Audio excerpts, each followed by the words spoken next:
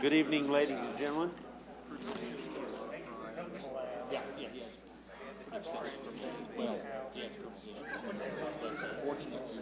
Good evening, ladies and gentlemen. No.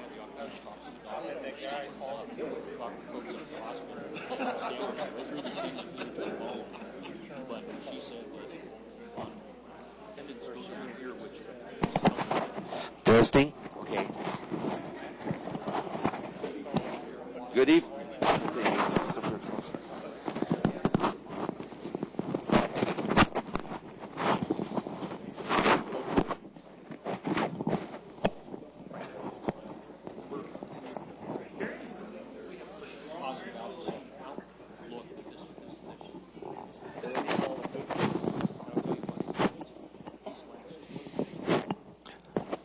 Good evening, ladies and gentlemen. Today's October 26th, 2010, and this evening we will be having District 2 forum, and this is to inform our friends in District 2 what is happening about town and in our district. Let's see, can you hear better now? I got to get this up closer.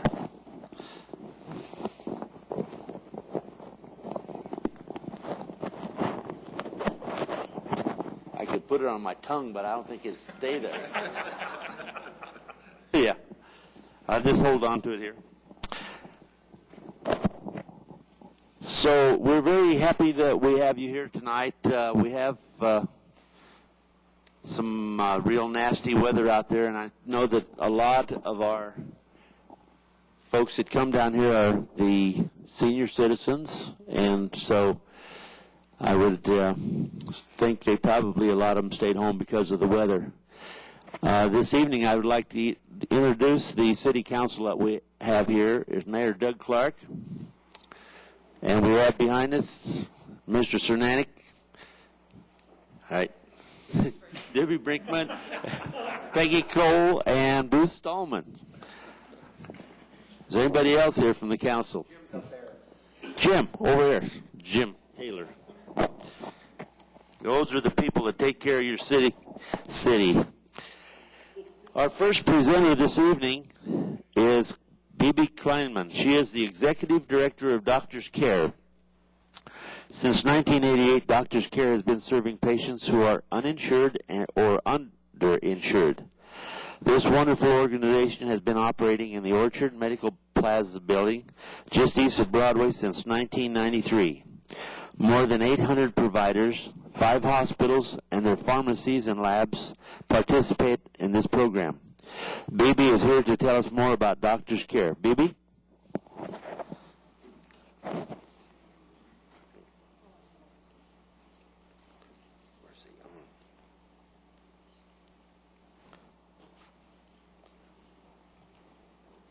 This is something else.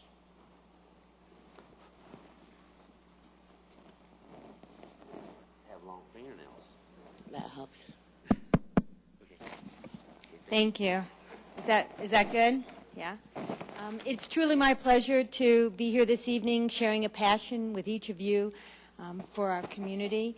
At Doctors Care, hospitals, physicians, laboratories, pharmacies, volunteers, board members, and staff work hand in hand to make affordable and accessible health care possible for those without health insurance and for the medically underserved. I thought I would center my talk around 3 questions. The first one is 1 + 1 = 3, 5 + 800 = 16 million, and 1 is greater than 11. Before you run me to the nearest corner to buy a calculator, let me explain. First, 1 + 1 = 3. Our community is one that is built on strength and collaboration. Together, we are providing solutions for all of our community members to receive health care. Doctors Care's founder, a neurosurgeon, Dr. Gary Vander Ark, some of you may know, taught me in the very beginning when I came to Doctors Care that 1 + 1 = 3. In other words, we achieve more by working together to perform acts of kindness. Undoubtedly, we accomplish more and are bound by a shared vision. Next, 5 + 800 equals, not 805, sorry. At Doctors Care, it equals 16 million. 5 hospitals, Swedish, Porter, Littleton, Skyridge, and Parker, and more than 800 physicians, physician assistants, and nurse practitioners graciously donate their services at significantly reduced costs to care for our less fortunate community members living in poverty. And together, those providers and those hospitals add up to $16 million in free care that they've provided our citizens. Adults in desperate situations, with injuries and illnesses, children of all ages in both sick and well care are accessing health care. Lastly, last year alone was $16 million, but over the 10 years that I've been with Doctors Care, probably close to $60 million in care has been provided. And finally, 1 + 1 doesn't equal 2. In our book, 1 is greater than 11. For every $1 donated to Doctors Care, $11 in services are provided to patients. In-kind donations and financial support from foundations, our community, our hospitals, our providers, and you contribute to make that possible. It becomes $11 in health care. For many people, it goes even further than a price tag. They would say it was priceless for the care they receive from Doctors Care as a result of our community strength and collaboration. In conclusion, I am fortunate to see daily improvement that we make in people's lives by enabling them to have access to medical care, setting them on a path to productive and healthy lives. Parents, children, friends, and coworkers, we all know people who have struggled in our community and in our lives without health insurance. So my card is here, and I have some brochures up on that table in the other room, and please don't hesitate to call if you have people in your lives who are struggling without health care and need access. I'll stay around if anyone has any questions. I didn't want to take up too much of your time. Is that adequate? Thank you.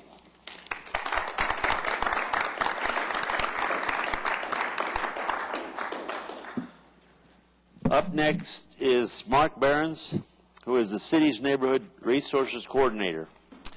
Mark has been involved for more than a year in systematic housing inspection program where the city is working to inspect all of the rental properties in our community. The goal is to make sure that all the rental units are in good condition and meet health and safety codes. Mark is going to give us an update and tell us about some of the improvement property owners are making to their rental units. Mark? Good evening, everyone. I'm going to do a quick PowerPoint presentation on the housing inspection program. And if you guys have questions related to the program, stop me and I can try and answer them as best I can.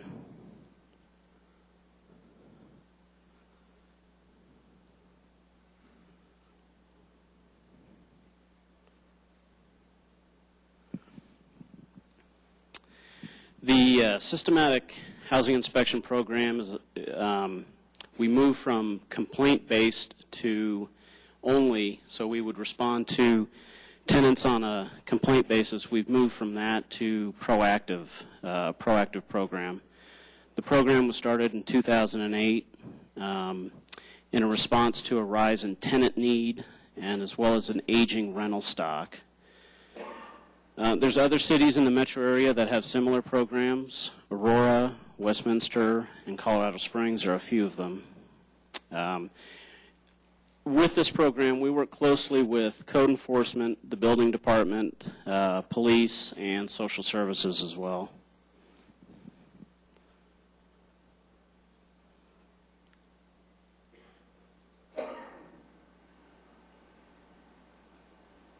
The program consists of inspections conducted on buildings with 3 or more rental units, and we operate under the 2009 Property Maintenance Code, and as well as some other codes that have been adopted by the city.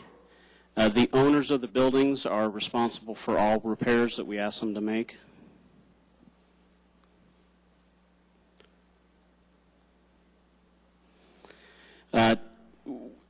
We're just in the beginning stages of the program, but we're hoping to perform inspections every 3 to 4 years on the buildings. We always have the option, based on the number of complaints and condition of the building, to go back sooner and do another inspection. Then after we've completed all the buildings, we'll look at possibly a rating system based on inspection results, age, etc. And that would allow us to let some of the well cared for buildings go out a little bit further on their inspection on the time frame, and kind of tighten up the ones that we think need more attention. There are 240 buildings, 4,700 units to inspect in the city. So far, we've done 100 buildings, and 945 units have passed inspection.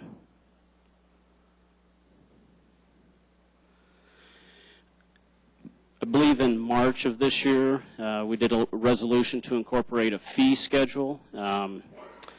This has really allowed us to kind of give a motivator to some of the owners, where we were out there on some of these inspections 10, 12 times. This is allowing us to kind of speed that up, and we're not seeing the length of time on the re-inspections like we were before.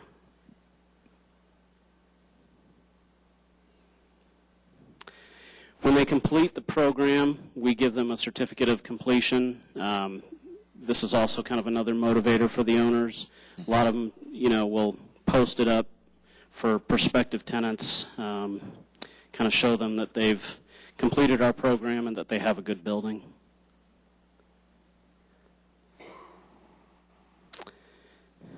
Why we have the program?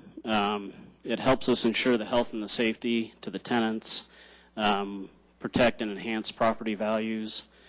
It also allows the owners access to their units, where some of the owners don't, for whatever reason, don't get into the units, sometimes for years, and they don't know what's going on in them. So this, under the guise of the city, allows them access to their units. In many cases, for whatever reason, we have tenants that, whether it's fear of eviction, they won't call the city to complain. So we're finding when we get into these units, they're a lot of them are in pretty bad condition, and the tenants will kind of pull us aside and let us know that they're glad that we were there. They've been afraid to call for whatever reason. And then I'm going to go through some slides to kind of show everyone what some of the issues we're finding. This is an elevator filled with graffiti. We've also, anytime we find graffiti like this, we'll document it and turn it over to the police, which allows them to track their taggers. And, where the police may or may not know about this, we're just another set of eyes for them. This is a picture of underneath a sink. It's a disposal, and you can see all the exposed wiring that's not capped off properly. This is an electrical outlet without a cover. Would obviously pose a hazard to children. And these are all, when we took these pictures, these were all occupied units. This is a picture of a bathtub with obviously no way to run the water.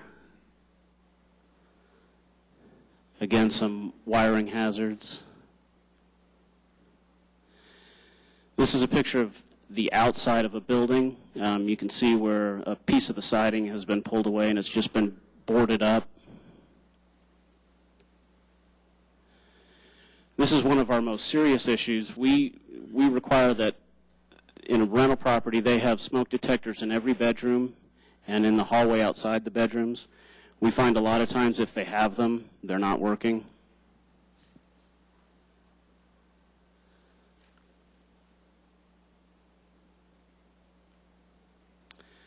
This is in apartment buildings, the bathrooms are most of the time stacked. So this is a leak from a bathroom above this unit.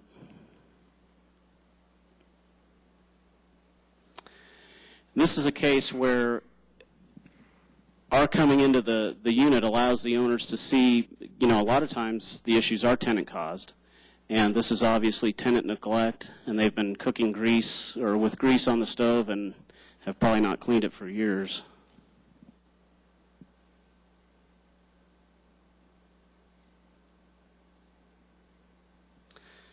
They've obviously either had a visit from the police department or upset friend or neighbor. This was a unit that was occupied, and they had a fire on the stove, and I don't know how long it had been like this, but the owner of the building wasn't going to do anything until we came in and asked them to make the repairs.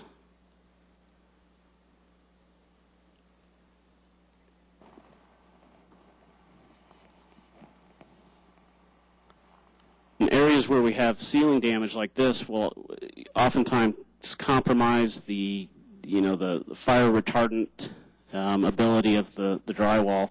It acts as a chimney and will pull the fire up through the wood subfloor up above. And this is, again, an issue of, that the tenant has caused themselves, and we have a lot of, I guess it's more common than you would think. We have some issues with hoarding, and when we run into this, we will work closely with, if they're working with a caseworker, many times with the county, we'll involve that person. If they don't have someone involved, we'll get somebody involved so that they can monitor and make sure that this doesn't get out of control.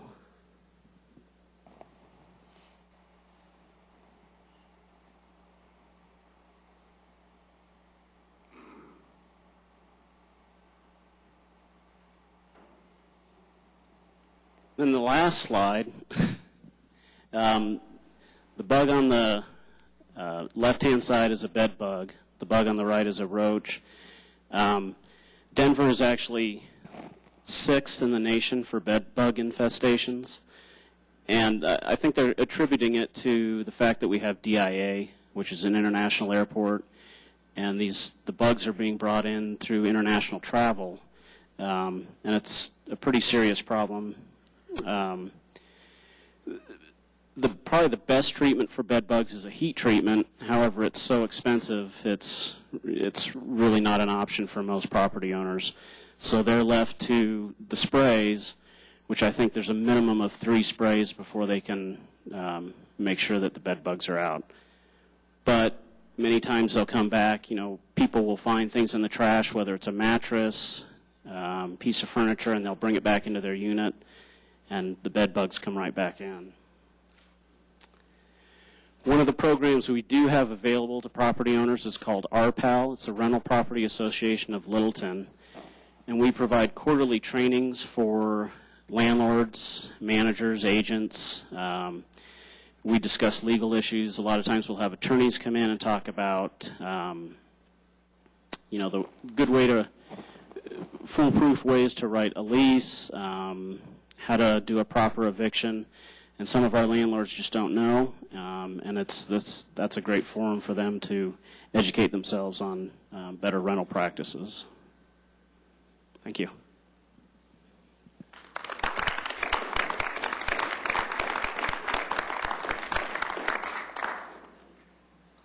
Thank you, Mark, for those enlightening photos. But they do seem to be a problem, and they're being taken care of. Now, that one particular unit you're showing up, was that all one unit that was having the majority of those problems? Or? There were 2 separate units in that. Yeah, 2 separate. It looks to me like, those were pretty much in need of complete makeover. Right, and they go unchecked for years many times until we come in and discover it. Yeah, very good. Any questions for Mark? Yeah, I'm curious how tenants are made aware that the city has this program. Well, the information is available on the website, but before we conduct an inspection, we send out a packet to the owners. The packet is requiring them to notify their tenants prior to inspection, and we actually provide a form for them as well that they can use to notify them.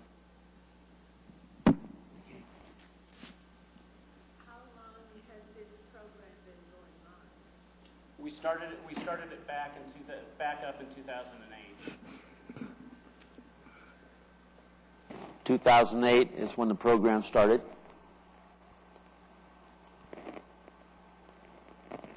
Any other questions? Thank you, Mark. There's one more. Here we go.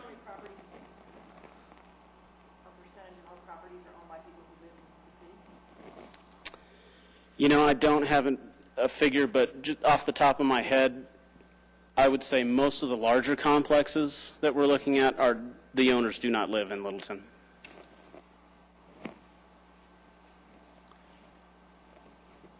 Any other questions? Thank you. Now I would like the city manager to introduce his staff. I purposely let them go so nobody think they were around, but they are in here. So if you would please introduce everybody. Well, you've already met Mark Behrens. Jim Thielen is our chief building official, and actually Mark works for him. So the program you just saw is Jim runs the whole department for that. Dennis Swain is our director of community development, and Jim actually works for him. So you can see everybody pointing. Dennis has all the zoning, building inspection, and planning. Tim Nims is the director of our historic museum. Suzanne Stard is our city attorney and tries to keep us out of trouble. I try to create as much work for her as I can. Doug Farman is our finance director. Charlie Blossom's our director of public services, and I think you're going to hear from Charlie a little later in the program. And back up at the back, Kelly Nardi is our director of communications, and she's the one who puts on this program. And are there any? Commander Brandt, the guy that's got my back here, Commander Bob Brandt's the commander with the police department. Oh, and Dan Burnham, who's the director of our housing authority. And Kelly, are you pointing at anybody else? Okay, Kelly's making sure that we're doing okay. So we're all here, and we'll all stick around if you have any questions about a particular program. Certainly, staff is here to answer anything. Thank you, Jim. Next, we have the Littleton Police Division Commander Bob Brandt is here. If you are a regular reader of the Littleton Report, you may recall that the City Council gave approval earlier this year to a project that will result in significant space and operational improvements for the police department. Commander Brandt is going to tell us more about the project and show you some pictures so you can see for yourself. Thank you. Commander Brandt. Thank you, Councilman Trio. We have a building expansion going on. If you haven't had an opportunity to see it off of Rio Grande. Oh, wait a minute. You can't get down Rio Grande. Okay, well, you will get a chance to see it at some point in the future here. I've got some slides. I'm going to give you an opportunity to kind of walk through and see what changes have been made over the last couple, 3 months here as far as the building project is concerned. We've been in this building since 1978, so there have been a few changes. We've had some growth problems, more particularly, and probably the biggest emphasis has been on our investigations unit, and probably the most important one has been on property and evidence. We have to save a lot of property. Matter of fact, we're even storing evidence right now off-site, off the premises here, which is not really a good idea. It's secure, but it's just not an ideal situation. And City Council started looking at some proposals. Jim Woods did some looking around at different architectural firms that brought in some ideas. We settled on an architectural firm. And fortunately, in May of this year, City Council approved the expansion, which we're all thrilled about. This has been something really big, really good for the morale department because we have been living in very tight quarters for some time now. And it's basically been boiled down into 3 different phases. The first phase really didn't have much to do with the building itself. It had to do with the parking lot, because when we displaced a bunch of the vehicles that were in our back parking lot, we needed more parking spaces out here. And that was that west parking lot that added 64 parking spaces out there.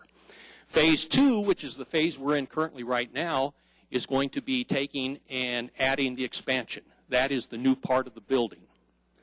Phase 3 will be renovating all of the space that we currently occupy right now, because detectives will move out of the old portion of the building into the new part. All of property and evidence and property storage will be moved out of there. And again, property evidence and storage, just to share a little story because this happened this afternoon, one of our officers, Christina Robinson, happened to find a stolen car, which led to a home with another stolen car, which led to a whole bunch of stolen property, big screen TVs, bikes, a lot of large items. This crew had been going around doing burglaries in the area, stealing cars on a regular, I don't know whether it's a daily basis, but we've already identified several stolen cars that have come in and out of this house. All that property's got to go somewhere. Big screen TVs, bicycles, we have to have a place to put it. So anyway, we're in the process of getting all of this taken care of now, and we're really thrilled about it. So I'm going to walk you through just real quick and kind of show you exactly what we've got going on here. This is when it started. Back in June, we started site demolition. Unfortunately, there were some really nice trees out there, but they were old enough and big enough that they couldn't be moved. So that's where the demolition actually started. And then the parking lot. This is our back parking lot I was talking about, and the demolition started with that, with them scooping it up. And it didn't take long for them to get to this point. Got there real quick. And what used to be a parking lot, trees, sidewalk, we used to have mobile mini storage units out there that helped store some of the supplies and stuff that we needed. It's all gone. Then came the process of putting in the pipes and stuff. It's unbelievable and it's very interesting because you really appreciate architects because they'll go in there and they'll have these pipes from all this dirt and stuff that'll come up through the floor and everything, and it'll go exactly where that sink is going to go. It's going to go exactly where. It's really amazing the work that they do with the architects working together with the builder. Here they're getting ready to pour the footings for the steel structure that'll go up above. Here they've done they've poured in the molds there, or the boards there. They've poured the initial part of the foundation. Again, this is over on the north side. You're looking from Rio Grande towards Geneva Park over there.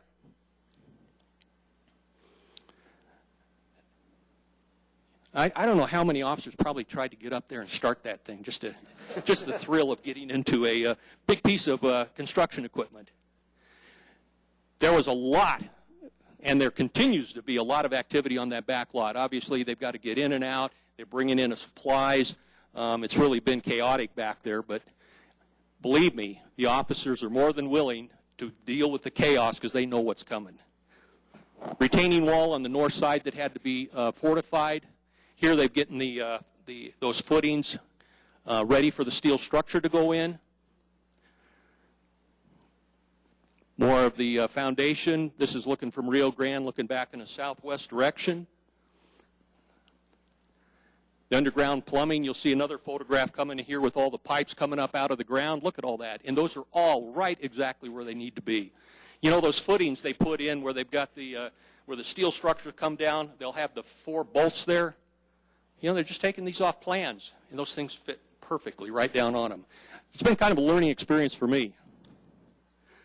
Again, going forward with more of the walls that are getting ready to go up, as you can see, this has become a very tight quartered back lot for us as far as parking our police vehicles and coming in and out of the building for our police officers. This guy, when he moves in the back lot, we let him move wherever he wants to. And I don't think anybody's going to do a traffic stop on him. It was really interesting because 2 of the walls, you'll see in just a minute, what they do is they build these big wooden walls that they put up, and they pour concrete down in between them that forms the wall. This was almost 32 feet tall. And here they are putting up the first segment of that would go in the northeast corner. And you'll see this when, again, you get an opportunity to drive down Rio Grande, which shouldn't be too long. Right, Charlie? They brace it with the steel poles going down to concrete blocks over here to fortify that side so when the concrete goes in. This is looking at it with both of those corners up before the other piece is put in there, and then they pour the concrete down in between. A lot of concrete going in for the floors. These things are really interesting. There's 3 of these little red things that the workers are riding on. They have these big wheels that spin around that help level out the concrete. And they just spin around. You know, it's like bumper cars out there, although they weren't bumping into each other. But it was really interesting to see how that whole process works, because I never seen that before. Now the steel comes along. In September, we started with the steel structure going up for the framework. Workers out there, obviously.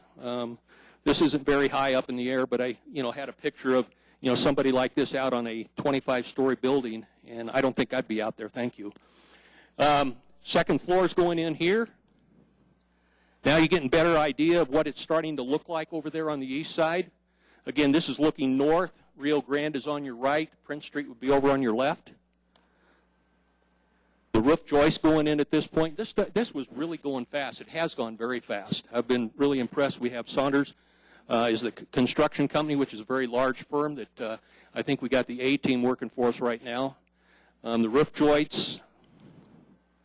Here is after they put that other piece of wood up that they constructed, poured the concrete inside of it, and now they've removed the 2 inner pieces of it, leaving a concrete wall. Here's it looking on the east side of the building, looking back towards the west. What you're looking at right now is it's starting to take form. You can see the 2 floors. Basically, the whole bottom floor will be property and evidence. Where you see the overhead door, the large overhead door in the concrete there, that will be the entrance to our vehicle exam bay. We've never really had one in the past when we have vehicles that need to be processed for evidence. We've had to take them out to Arapahoe County to use their evidence processing bay.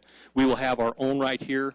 The left side, that big area before you see the floor division there, is going to be where property evidence storage will take place. We will bring all of that property evidence back to the building and keep it in our own secured area here in the building. Then the steel studs start going up for the walls. That went very fast also, just looking at it from a different corner. Then the sheathing started taking place, and that yellow stuff that you see there is the sheathing for the outside before they'll prepare that wall for the brick to go up. Just another view of it, looking north from the south side of it. This is looking down in the park area, looking back up to the southeast. And then they prepared and they pour the second floor of concrete. And it's interesting the way they pour it. I think there's a photograph in here, if I haven't already seen it. They bring in the concrete trucks, they dump the concrete into a bin that pumps it up and over everything. You've seen these big things up in the air. They almost look like a crane that's up there that they use to pump the concrete in. Interior wall studs. This here is looking back out that vehicle exam bay door to the right. That high area there, again, is going to be the storage area for the property evidence. There will be a second floor mezzanine, which is not a concrete floor, but it'll be a metal one that will be able to store additional large items and long-term items there. This is preparing the area where the property storage goes. This will actually have these big storage shelving units that are kind of accordion. They have rails on the ground that they can move them back and forth so you can get the maximum amount of storage in a smaller space. Here they're preparing the roof to take the HVAC units in. Again, just another looking as the progress is made on putting up the walls. And Bruce Adams put together this PowerPoint for us. Bruce likes to throw in something a little different every now and then. October, autumn is here. No, I think winter's here, isn't it? Here's another picture with the yellow sheathing almost completed on this side. Now the scaffolding is going in, and this is where we're getting real close to where we're at right now. The scaffolding is out there. Today they delivered the first load of bricks, which will match the bricks that, I think we have a slide in here. There we go. It's kind of hard to tell. They've sprayed and cleaned these off, but you see that first about five rows of bricks there, 5.5 rows, set in front of the bricks that are currently on the building. It was a little bit of a challenge to try and match the bricks because the building is so old and trying to get the right color, the consistency of the mortar, and all that kind of stuff, but we think they did a really good job with that. Here's just looking from the parking lot. If you've driven by in our building in the past, you know where I'm talking about off of Rio Grande there. Be a little bit different shape now. All the sheathing is done now, and with the exception of one section just to the left of that overhead door. That overhead door is going to be installed next week. This was the last bit of concrete that had to be poured, and that's in the vehicle exam bay.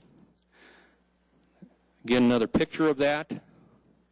Here they are putting in that concrete, and you can kind of see on the far left there, you can see where the rails are. You can kind of see part of them as you look to the right where the guy's using the leveler out there. And this is what it looks like completed. You can see the rails in the floor there. They're a little bit hard to see there, but there are rails there. Now they're really working a lot on the electrical, the plumbing, the HVAC. They're doing all the rough-ins for that. We're expecting the rough-ins to be completed in the next 2 to 3 weeks. They put this steel mesh in all the secured areas of the property evidence storage. Even though it's inside the police building, there will be alarms on it, there will be cameras on it. We still take that extra security measure just in case somebody were to be in there and tried to go through one of the sheetrock walls. They're going to have a little bit of a problem with steel mesh in there. Again, this is down in the storage area.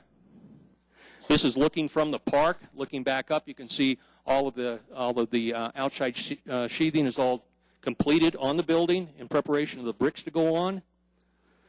This is on the second floor, the detective area. All of our investigators will be up there. There will be an office for our South Metro Drug Task Force agent that works for our department. We'll also have victim advocates will be in this new area, as well as a volunteer office for the many volunteers we have from our Alumni Association.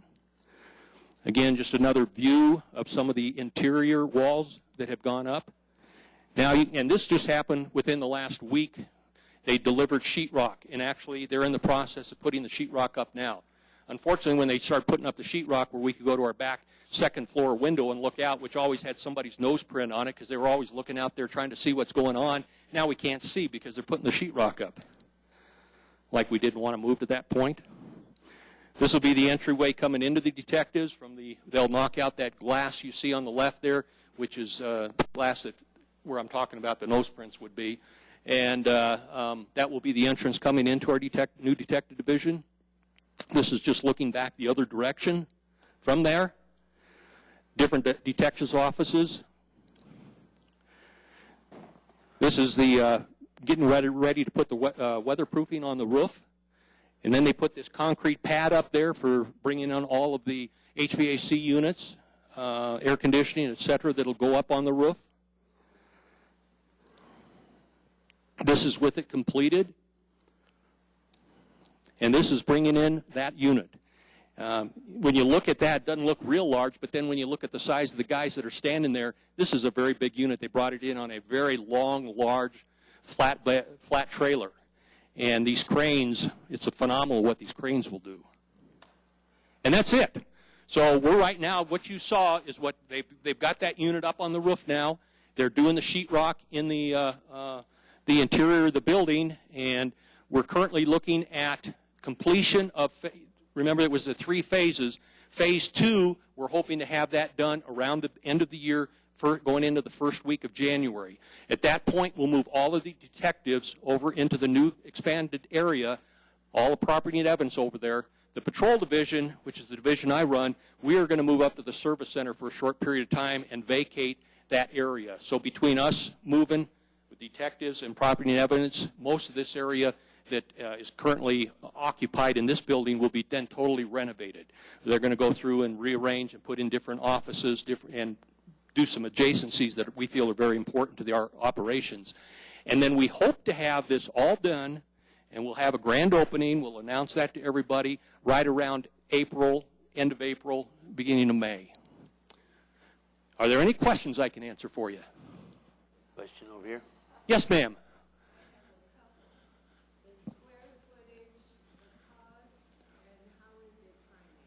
It's approximately 14,400 square feet. The cost came in at about $5.8 million, and this was from monies that were taken from the water fund when it was transferred out of the water fund into the special projects fund. Part of that money was earmarked into the police building. Bob, let me just add to that, too. That total cost, Bob mentioned, the $14,000 is the addition. We're also going to completely renovate about 6,000 square feet. So the total new space or renovated space for the police department is going to be around 20,000 square feet, total project.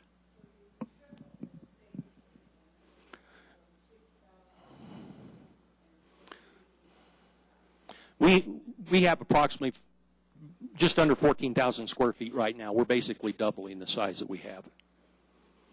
Sir, you had a question. That answered it? Okay, all right. We're right on budget right now, and we're ahead of schedule.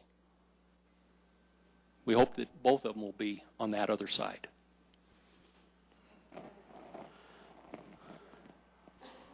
Jim Taylor. Jim, I'm sorry. People who have to access police records during this transition time when you guys have moved out, are records going to be here, or do they have to go someplace else to access records? Excellent question. They will remain here. Actually, records will be one area. There will not be a whole lot of changes. We're going to change the workstations where our records clerks work, but that window will basically stay there. We're going to expand the size of the window, but if you need services, you can still come in here. Our dispatch center will stay where it's at right now. There won't be any change in phone call numbers or anything like that. You'll still be able to get a hold of us through those numbers. Patrol division numbers will be transferred up to the service center where we've already set up some offices. So that will stay the same. So if you need to come in records for whatever reason, get a copy of a report, something like that, we will still be here. Somebody else had a question. Sir.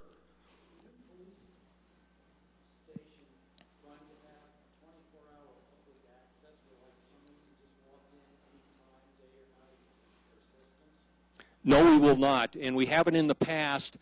We just don't have the staffing for that. We do have the ability, and we always have, that you can come inside the lobby. The outermost doors coming in where you came in tonight are always open. There's a phone there you can pick up and talk to our dispatchers. Typically, police officers are out on the street, working the street, and if you have a need, they'll call an officer in.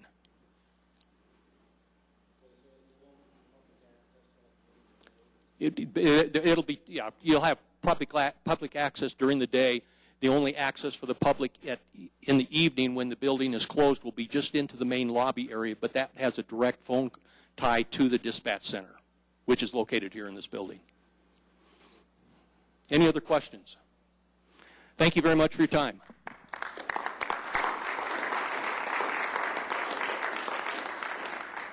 Thank you, Commander.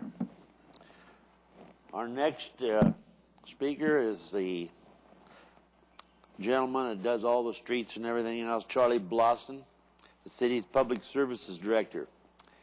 Many of you know Charlie, and he's here to talk about big sidewalk improvements and street reconstruction in our district next year.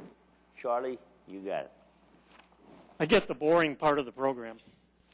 I don't have any PowerPoint, but I can do math better than the first presentation. And I can spend more money than the police department can. Bob, that's costing $5.8 million, and it'll be done in April. And then we get a grand opening of an evidence storage facility. Isn't that exciting? About exciting is streets and curbs and gutters. Here's my story, and I'm sticking to it. The federal government offers you $3.5 million to spend between 1992 and now. And you can only spend it on streets, curbs, and gutters in certain neighborhoods. Do you take it, or do you pass it by? A few strings attached, nothing real serious, but we've been doing it. We've been spending $3.5 million to improve curb, gutter, and sidewalk at no cost to the city of Littleton. Zero. We take your money. It's money that we all paid to the federal government, or somebody else in the United States did. It then gets spent on curb, gutter, and sidewalk here in Littleton. All of it is being spent in the north neighborhood of Littleton, north of Littleton Boulevard. That's the neighborhood that the federal government said you will spend the money there, and we needed to do it. The best example of what this looks like is go to the area north of Littleton High School off of Powers Avenue, Grant Street and Sherman Street. We have totally rebuilt all the curb gutter and sidewalk in that entire neighborhood, and the physical change is dramatic. It looks pretty cool. For those of you watching in TV land, go out there and drive over there to Littleton High School, just to the north, and see where all this federal money has been spent. Not one penny of it came from Littleton. Pretty cool. I am really good at spending other people's money. Charlie, you might mention the most visible project right now is on Windermere. On Windermere Street, north of Prentice Avenue, south of Bellevue, going west from Windermere, that's where the 2010 program, $125,000, is being spent to widen sidewalks. Some of those sidewalks that Jim is referring to over by Windermere and Prentice Avenue were 2.5 feet wide, 30 inches. That's not enough for two people to walk side by side down the sidewalk. We are widening that out to 4.5 to 5 foot sidewalks, putting in ramps for disabled, meeting all the federal requirements. Where do we get the extra feet in order to widen the sidewalk? We're actually taking it out of the street. We're narrowing the street. What does that do? It slows down traffic. People drive slower on narrower streets. We get a wider sidewalk, brand new. For every driveway we pass by, we give them a nice ramp, an apron, in order so that they don't have that bump into their driveway all the time. At no cost to Littleton. That's my story, ladies and gentlemen. One of the things that we're also working on is something you could not get here on, Rio Grande.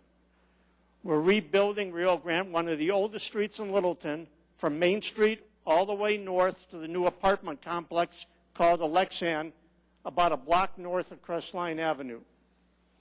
It's been under construction now for about a month, and it'll take us another month to complete. Starting tomorrow, they should be paving it. There's a sidewalk built on the west side. In the past, there was no sidewalk. Pedestrians had to walk in the street.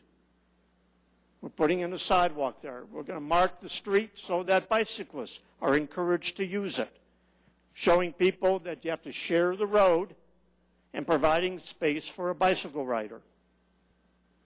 Pretty cool. All this is being done at our expense. The city's capital improvement or special projects fund is paying for that. That project was bid out, and the cost was $750,000. So if you want to know where that money is being spent, it's on Rio Grande, north of Main Street. It'll be closed for a while, but when completed, it's going to be one cool street. Charlie, you might mention that the Arapahoe County Commissioners contributed to that project. Yeah, including Rego Plastics, the company just north of Arapahoe County, paid in $40,000 to have the street improved. And as Jim said, Arapahoe County approved $133,000. So we collected $173,000 of the $750,000. Not a whole lot more to make interesting for streets, sidewalks, curbs, and gutters. But I'll answer any questions, and sometimes it's kind of fun to pick on the Public Works Director, but I'll be here later. Also, for those of you who are a little bashful or shy and you don't want to raise your hand and you have questions that you think will only apply to you, I will stick around and answer any questions. Yes, sir. On Windermere, where Prentice is, you going to go on south, or is that where it's stopping? Right now it's stopping just to the south of Prentice, but this federal money comes in every year. And so we will continue doing all that on Windermere Street, north of Slaughterhouse Gulch, going west from Windermere all the way to the railroad tracks. It'll take us about 4 to 5 years to complete all the streets in that neighborhood.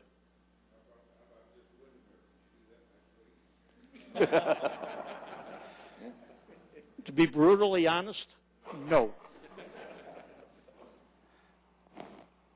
Yes? This started in 1992. You said we get that money annually. Yes. How long is it going for? Do they give you any cutoff? This is not a political speech, but that depends on the Congress. They have to appropriate it every year, and we don't find out until a certain time of the year. The money comes through the county to us. It used to be a lot more, but now we've leveled off at $150,000 a year. We get $22,000 of that goes to the Doctors Care Program that you heard about earlier today.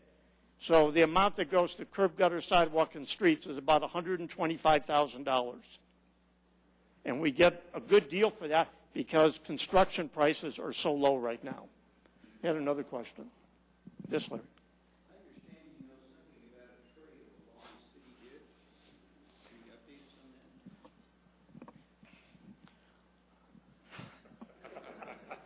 that? Is there another question? Ma'am, you had one there? Actually, it's in the census tract area that we're required to work in. I'll get to your question in a minute. And it's a narrow sidewalk that doesn't meet federal requirements right now. Yes. We are trying to spread this money out as far as we can and do as many of these curb, gutter, and sidewalks as we can each Charlie, year. you might point out that Windermere is just the sidewalk we picked for 2010. We've actually done a lot of sidewalks. If you have a particular one, jot it down for us, and we'll sure come look at it. But we've done, every year, we've tried to do some section. This has just happened to be the one we picked for 2010. But we'll be happy to take your address and come look at your sidewalk and get it on the list. Sidewalks in our area are narrow. Sure. Which neighborhood are you in? Around. East of Windermere? You know, at the moment we're working west. Okay, in that area. We will take a look at that. I promise you that. Let me go back to Larry's question on the city ditch. The oldest thing that still operates the way it was originally designed in Littleton is the city ditch. It was constructed in 1860, and the surveyor and design engineer for that facility was Richard Little. And to make a long story very short, we're proposing to build a pedestrian and bicycle trail along the city ditch, which still exists today, 150 years after it was originally conceived. We're building a bicycle pedestrian trail from Lee Gulch on the south, right near St. Mary's Church, north along the city ditch up towards Bellevue Avenue. We'll pass by Ridgewood Park, the Littleton Cemetery, the old courthouse on Littleton Boulevard, the Buck Recreation Center, the Depot Arts Center, go into Slaughterhouse Gulch itself, come out at Prentice Avenue, and then tie into the new sidewalks that we're building in that neighborhood. In some places, the ditch is exactly the same and operates identical as it was in 1860. You got to realize if you walk along the ditch in this stretch, you're walking in the footsteps of pioneers from the 1800s. And one of the things I like to do is ask people what it was like in the 1800s, specifically 1860. Who was the President of the United States in 1860? Abraham Lincoln, somebody said? No. He was elected in 1860 and started serving in 1861. Who was President of the United States in 1860? James Buchanan was, yes. I will tell you that's what life was like. Walk along there and get the feel of what happened in Littleton in 1860. There wasn't much here. One of our goals in this trail is to try and recreate some of the historical aspects of that time period along this trail. We are using a lot of money from other sources, South Suburban Parks and Recreation, the City Council has designated money, Arapahoe County, and we're looking at Great Outdoors Colorado, otherwise known as GOCO, to help fund this project. It's going to take a couple of years, but we hope to have a pedestrian trail all the way from Lee Gulch up north towards Bellevue, tying into the big Dry Creek Trail, which is on the far north end of Littleton. At that point, I'm going to stop because I know Jose would like to continue on with the presentations and ask questions. Yeah, question over here behind me. On the sidewalk renovation on Windermere, okay, is the east side of the street going to be done in the same stretch there, although I realize Sherry Lane takes you? Right now, we're only working on the west side of Windermere, so it would have to be in a future year that we would do the east side. But as these people over here suggested, it appears we have narrow sidewalks throughout that whole neighborhood. Yes, we would like to get to that point. No, that's fine. I don't care about the east side. I live on the west side.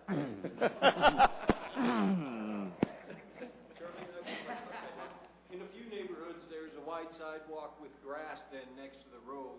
What improvements are residents allowed to do in that stretch? Can sprinklers be put in?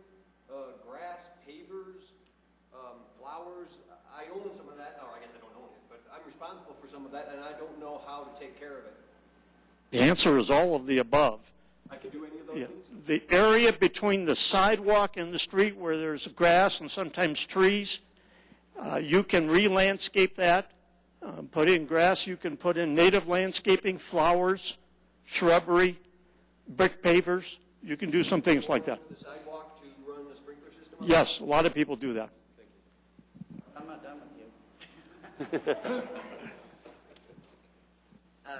In this lovely letter that we got where about telling us about this being done and the comment of how our landscape would be restored to its original. Well, mine has not been, and I'm not real happy about it. It will be. If you give me your address after the meeting, I'll make sure it is taken care of. The contractor that was doing the concrete work is not complete, but we'll make sure it's taken care of. And give me your address and phone number, and we'll follow up with you later in the week. Yes, ma'am. Why was the construction fan post on Crawford Street instead of at the Littleton Maintenance Center? It was crazy in front of my house. That was your house, huh? Yes. Yeah. The contractor had to do a staging area, and I assume you just picked that spot. If I had to do it over again, I would move it to our property where it doesn't affect the resident. I appreciate your comment, and it gives me something to make sure we don't repeat next year. So with all that heavy construction equipment coming and going, is that street going to be repaired a little bit? If it needs to, you're right near our service center where our street department operates out of. I will assure you that they watch after that neighborhood better than anyone in Littleton. Yes, the answer to your question, we will take care of it if it needs repair. Okay, and how long is the big dirt pile going to be there? Hopefully it's gone this week. If it's not, I'll make sure it is. Appreciate the comment. Thank you, Charlie.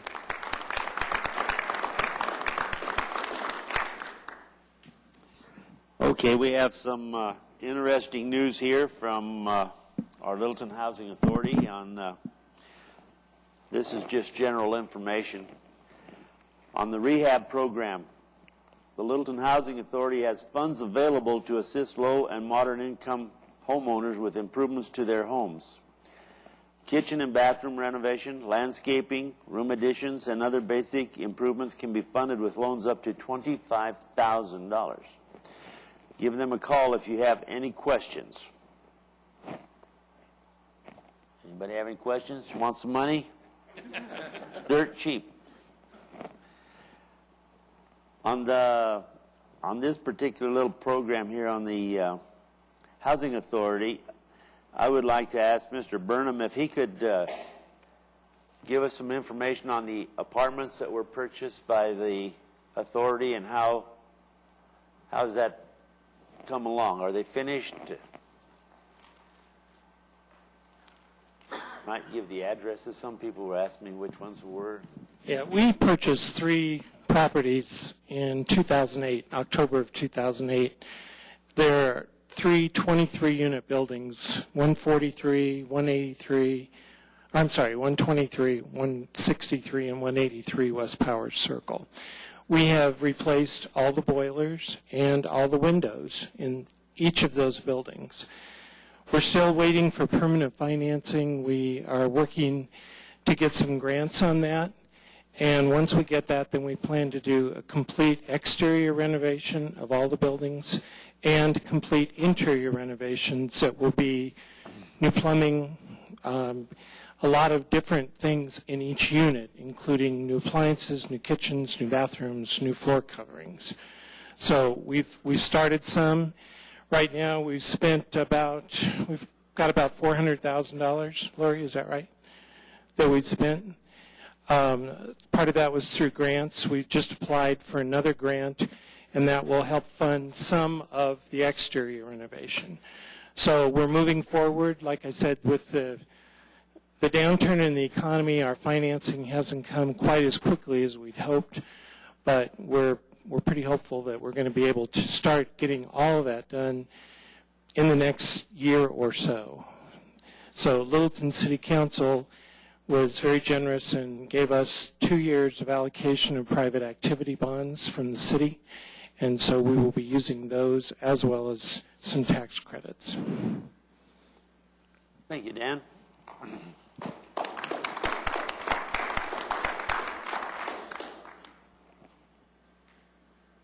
Parks and open space. The playgrounds at East Elementary School were dedicated last month. The facilities are available to the public during non-school hours. The city received $133,600 from Arapahoe County Open Space Program. The East Parent Teachers Organization put in $8,400, and the city provided $25,000 from the Conservation Trust Fund. Students from all grades at the school participated in the new park's design. So it's open to the public after school. So that's a little bit of information. We have Trick or Treat Street. Aspen Grove will host the popular Trick or Treat Street on Saturday, October 30th at Aspen Grove from 5 to 8 p.m. The Littleton Police Citizens Academy Alumni Association will be there to assist. There will be a haystack ride and children's costume parade and plenty of sweets. Hudson Gardens, the Hudson Holiday. This is really exciting. In partnership with the Museum of Outdoor Arts, Hudson Holiday returns to the Hudson Gardens for its second year, November 19th through January 2nd on selected evenings. It features an outdoor extravaganza of lights, sound, animation, seasonal decorations, and horse-drawn carriages. Call Hudson Gardens or go online to purchase the tickets. I went last year, and it was pretty nice up there. Fortunately, we had some snow, and it made it seem like Christmas. The Candlelight Walk returns for its 27th year, November 26th. This is a day after Thanksgiving in downtown Littleton. Enjoy musical entertainment starting at 5:30 p.m. with Santa making his way down the street at 6:30 p.m. Don't miss live reindeer at Bradford Auto Body, and be sure to bring non-perishable foods for donation to the Interfaith Community Service. So those are some of the highlights, that's things that are coming up. If there are any additional questions that you folks would like to lay on us, now's the time to do it. I was wondering, Littleton Housing give us an update on the plan build out.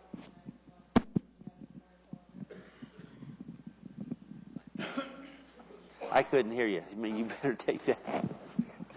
Littleton Housing has had a couple of meetings about planned building at the 900 block of Powers, right there at Powers and Huron. The And I was just housing wondering, that's there proposed there? yes, and they've had a couple of community meetings, and I was wondering if there had been any more movement on that, or any more planning meetings scheduled, or Presently, we as a council cannot speak about that because it's a rezoning issue, and our best bet is to tell you to be present for the Planning Commission public hearings. That will be the first hearings, and then it comes to City Council. Jose, let me just comment on that. Thank you, Bruce. As Councilman Trujillo mentioned, the City Council, which will have to ultimately be the final approval authority for that, really kind of has to stay out of it at this point. They are submitting their plans to the city staff. It'll go through a technical review, then it'll have to go to the Planning Commission, and it'll have to be posted. There'll be posted public hearings in front of the Planning Commission, and then ultimately, if they go forward, it'll have to come in this chamber for open public hearing in front of the City Council. So right now, my guess is, given where they are with their plans and depending on what kind of technical issues they run into, it'll probably be later this fall or perhaps early in the year. But there will be notices on our website, and they were required by our ordinances to post very large signs giving everybody in the neighborhood the dates of those public hearings. Okay? Sure.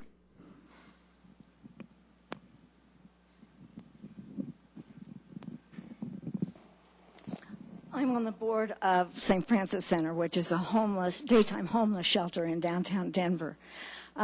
And because of my involvement there, I know that the manager of the Department of Human Services in Denver is contacting all the counties and cities in the metro area to see what they can do about housing, about housing in severe weather.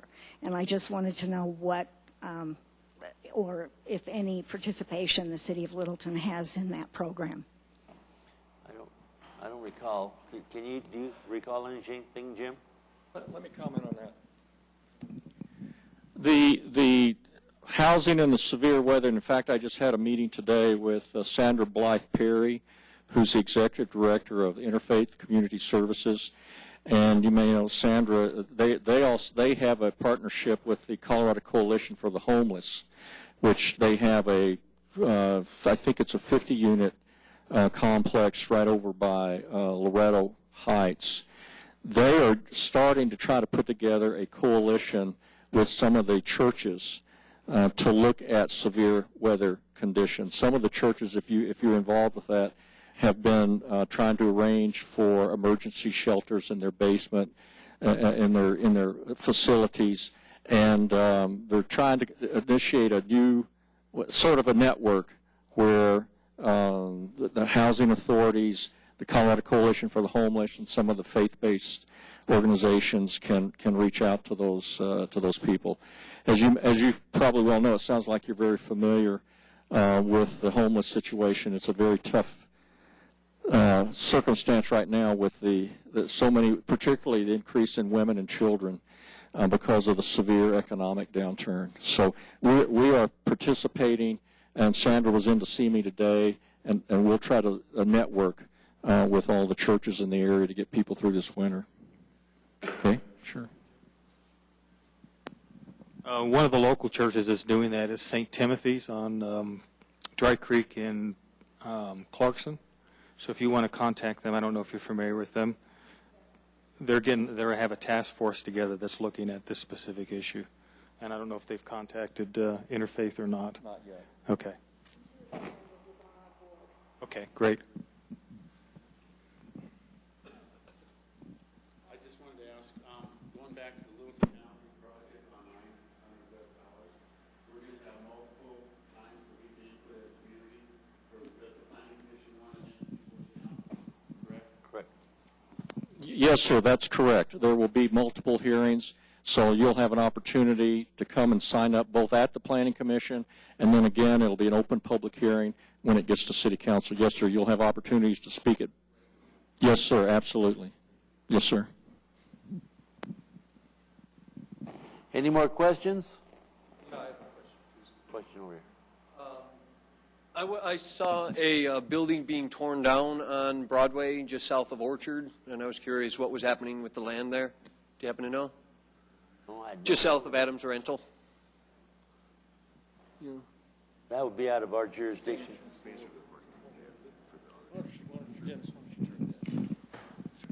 Yeah, that was an old convenience store years ago, and then it was a rental place and other things over the years. Actually, it's been torn down. The property is purchased and owned by the car dealership adjacent to that, and they're going to use that for additional space. and they're going to. I think there's a smaller building on the north side that they're going to maintain as well. So. I had noticed in the Broadway corridor study that it warns against small businesses being wiped out along Broadway for car dealerships, and I wondered if you or anybody else shares that concern. I believe a few were wiped out for the other one. Well, I guess in that particular area, the building that you're mentioning has been vacant for about 10 years. So that building was really sort of deteriorating, so I don't know that a business was wiped out there.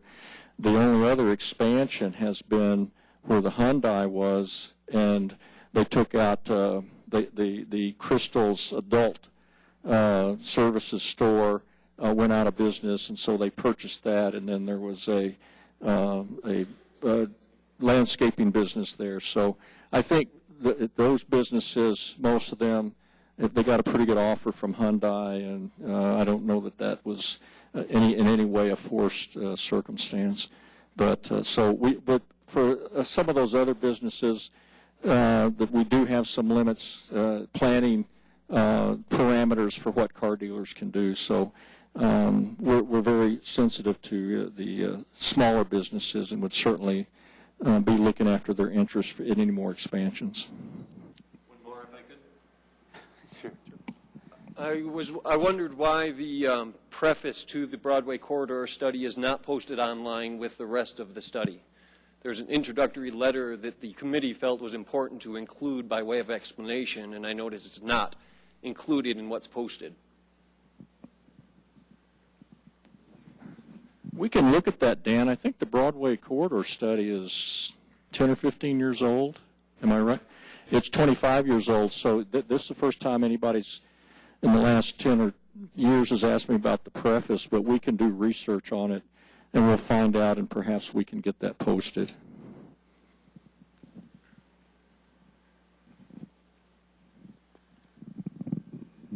Any other questions? One right over here.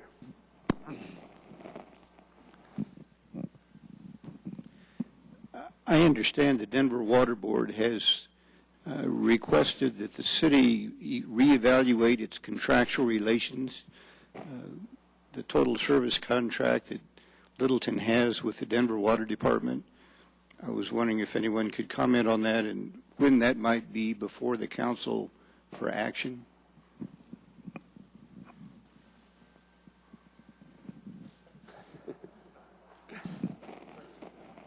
Well, no, I'd rather step here before I can get to the door. And I've got Commander Brandt to my back here. In April this past year, we did receive a letter from Chips Berry, who at that time was the general manager of the Denver Water Department. Mr. Berry was looking at retirement and had a terrible, terrible accident and was killed. A very prominent water planner in Colorado, but he was killed. He had purchased a farm in Hawaii and was looking forward to retiring there, and was killed soon after that. But we did receive a letter from him expressing interest in renegotiating the water contract. For those of you who may or may not know, after the Littleton had its own water system for many, many years, and it was damaged very severely in the 65 South Platte flood. Subsequent to that, the citizens voted in 1970, sold the entire Littleton water system to the Denver Water Department, and we've been on Denver's system since 1970. But through the changes that have gone on over the years, particularly the demise of, some of you may recall what was called the Two Forks project, which was supposed to be a very large storage project for the whole metro area, was vetoed by the EPA in 1990. Since 1990, Denver has been contacting different districts and cities that are on its water system to renegotiate those pre-1990 contracts. So we have an expression of interest from them. We've met with the city council. The negotiations right now about the contract itself are confidential because they're confidential attorney-client privilege. But I would, right now, it'd be kind of up to the council, probably later this fall or maybe early in the year, if those negotiations go forward, it will have to come to the city council for open public comment. So it kind of just depends on how the negotiations go. I would say late fall, early next year.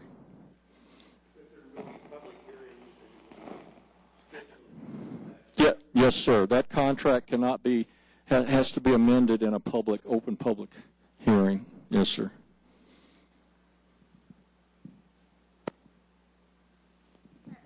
Right up there.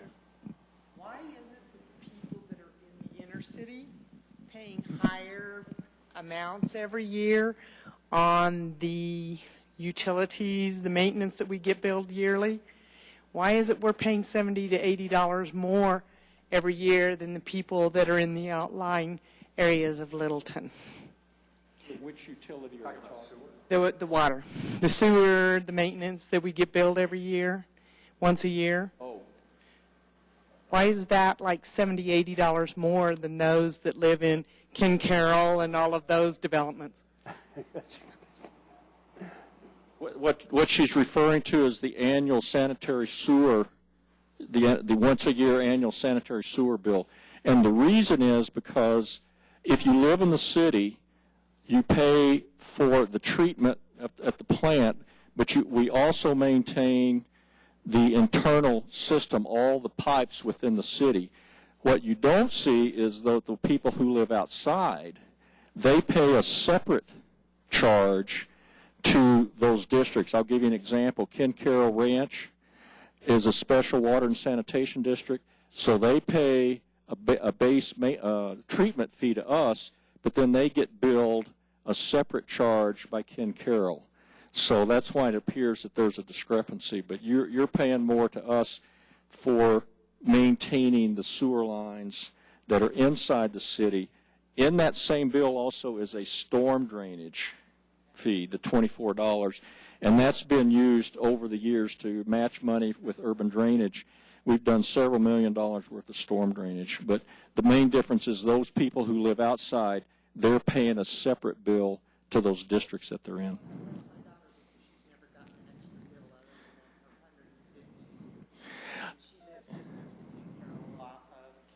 Okay, well, I'll tell you what. We have people who will email me their bill. They'll drop it by. We're happy to research anything you're curious about. Feel free to call us because we'll certainly track it down for you.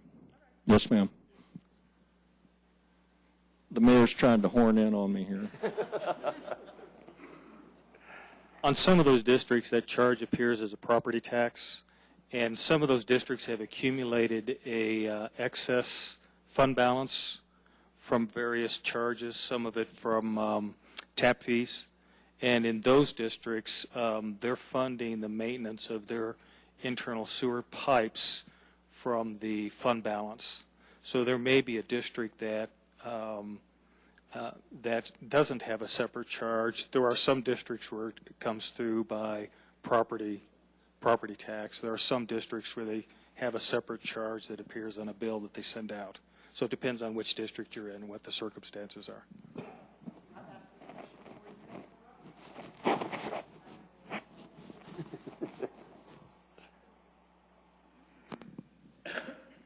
Any more questions? This is the time to get them.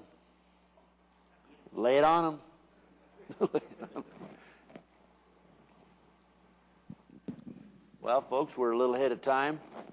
We'd like you to go inside and have some refreshments, and we have all kinds of information there about the city services, etc., so you can take some home. I want to thank everybody. It's a nasty night out there. I know a lot of folks probably didn't get out because of the wind tonight,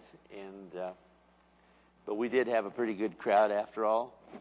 My only hope now is that Commander Brandt will get a Lego set to play with after giving us that on the You seem very enthusiastic about watching that coming up. It's gonna get done. You know, they say if you watch a pot, water won't boil. But get away from the window.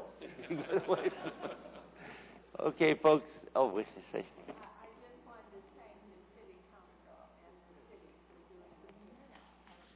Okay.